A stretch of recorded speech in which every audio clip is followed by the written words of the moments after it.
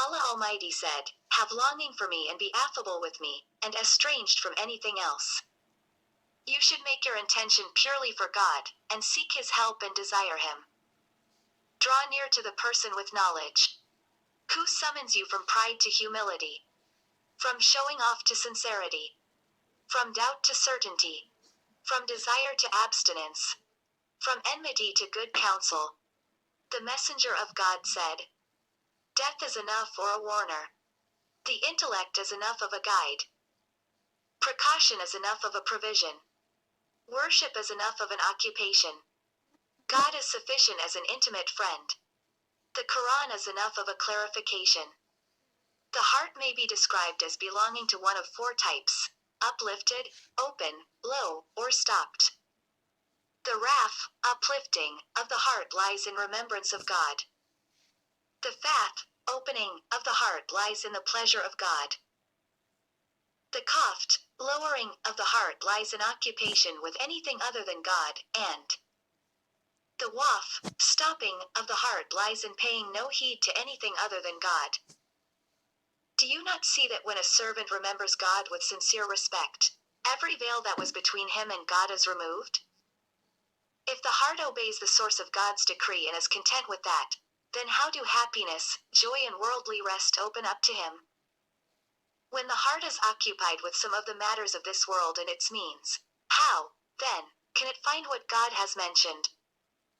Then the heart becomes reduced and dark like an empty, ruined house which has neither prosperity nor occupant. When a person is distracted from remembering God, then you see that he is stopped from advancing and veiled. He has become obdurate and dark since leaving the light which issues from the servant's veneration of his Lord. The sign of wrath lies in agreement in every respect, lack of opposition, and constant yearning. The sign of faith lies in trustful dependence on God, truthfulness and certainty. The sign of kaft lies in pride, showing off, and greed, and the sign of waf lies in the departure of the sweetness of obedience, lack of the bitterness of rebellion, and of confusion in the knowledge of what is permitted and what is forbidden.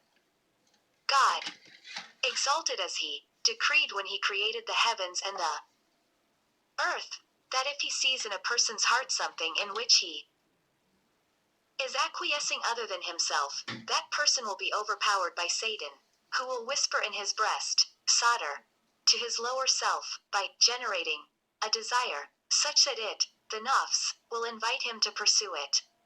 Or he may turn back to his Lord seeking refuge in him and clinging to his protection, Itisam. Tustari frequently warns against having recourse to our own planning and attempts to manage our lives, Tadbir, which are both incompatible with true trust in God.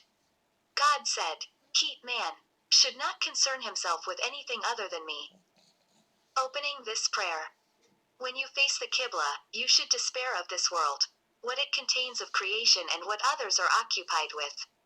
Empty your heart of every preoccupation which might distract you from God. See the immensity of God with your innermost being, and remember that you will stand before Him. For God has said, "There shall every soul become acquainted with what it sent before, and they shall be brought back to Allah, their true patron." 10:30. Stand at the foot of fear and hope.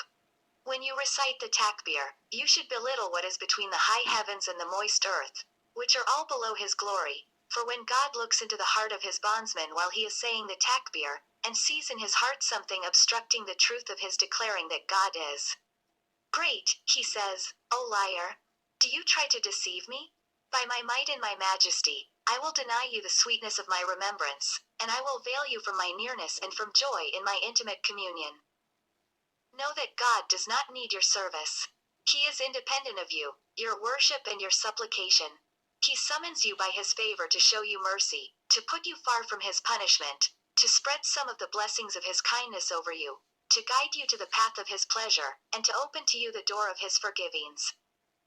If God had created what He created in the universe many times over, forever without end, it would still be the same to God whether they all rejected Him or united with Him.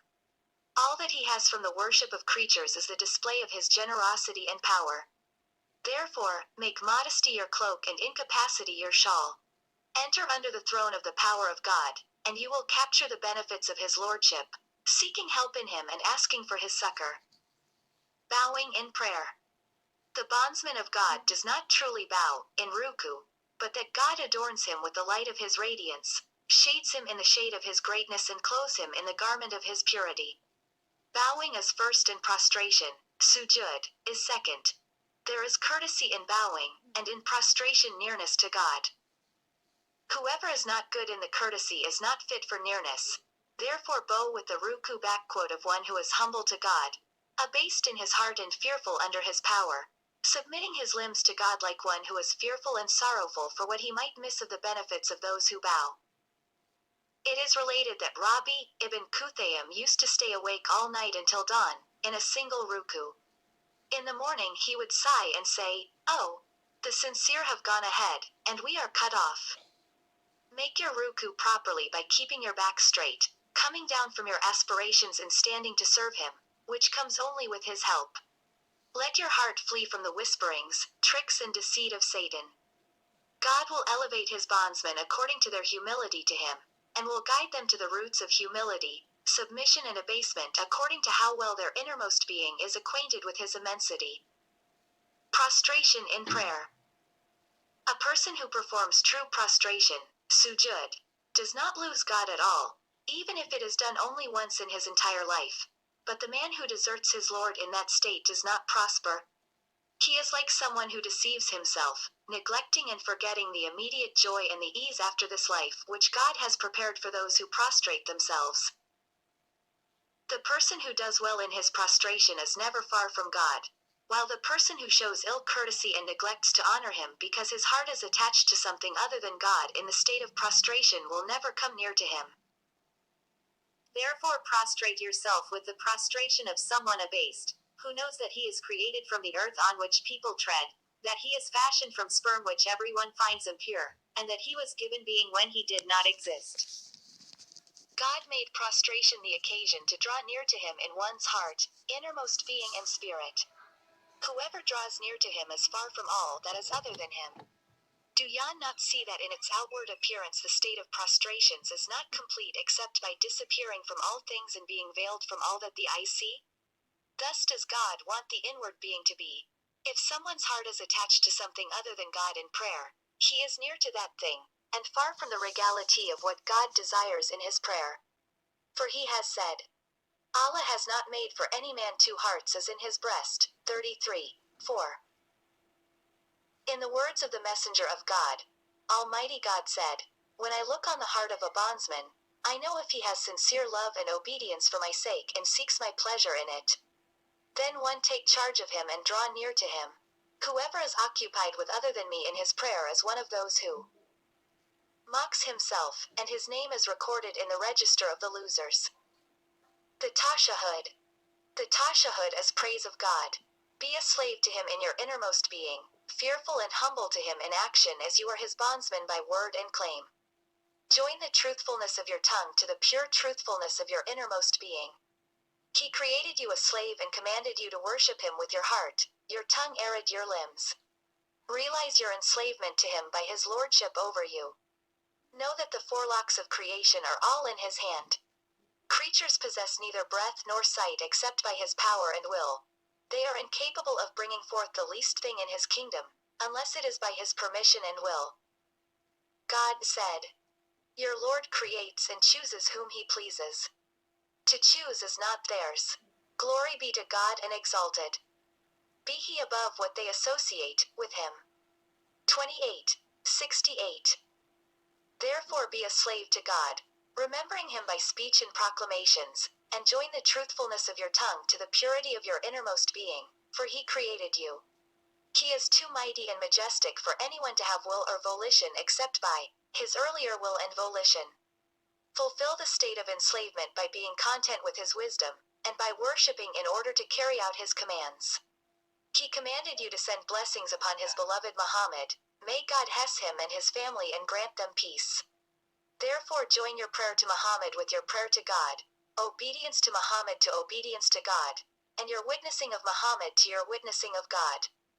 Watch out that you do not miss the blessings of knowledge which are contained in one's respect for his sanctity, with the result that you are denied the benefits of the prayer on him.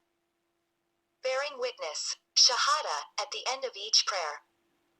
God commanded him to ask for forgiveness for you, and to intercede for you when you perform what is obligatory in the command and prohibition, and in the sunnah and courtesies, adab, demonstrated to man through the Prophet. You should know the majesty of his rank with God. Salam. The meaning of the taslim, greeting of peace. At the end of the prayer means security, that is, anyone who carries out the command of God and the sunnah of his Prophet out of humility to him and showing fear, has security from the tribulations of this world and freedom from the punishment of the next world. As Salam, peace, is one of the names of God, which he entrusted to his creation so that they would make use of it in their behavior, trusts, and contracts, in confirming their companies and assemblies, and for the soundness of their social relations. If you want to establish this salam in its proper place, and to fulfill its meaning, then fear God, and make your faith, your heart, and your intellect sound. Do not sully them by the injustice of acts of rebellion. Let your guardians be safe from you. Do not weary, or bore or alienate them through your bad behavior towards them, nor with your friend, nor with your enemy. If those who are close to someone are not safe from him, then those furthest from him are safest. Anyone who does not establish salam on the occasions when it should be established has no peace and no submissions. He is a liar in his salam, even if he uses it as a form of greeting among people. Know that man's existence lies between trials and afflictions in this world. God may test him with blessings, to see his thankfulness, or with hardship, to see if he will show steadfastness and nobility by obeying him, or disgrace in rebelling against him, although there is no way to reach his good pleasure and mercy except through his grace. The only means to obey him is when he grants success. None can intercede with him except with his permission and mercy.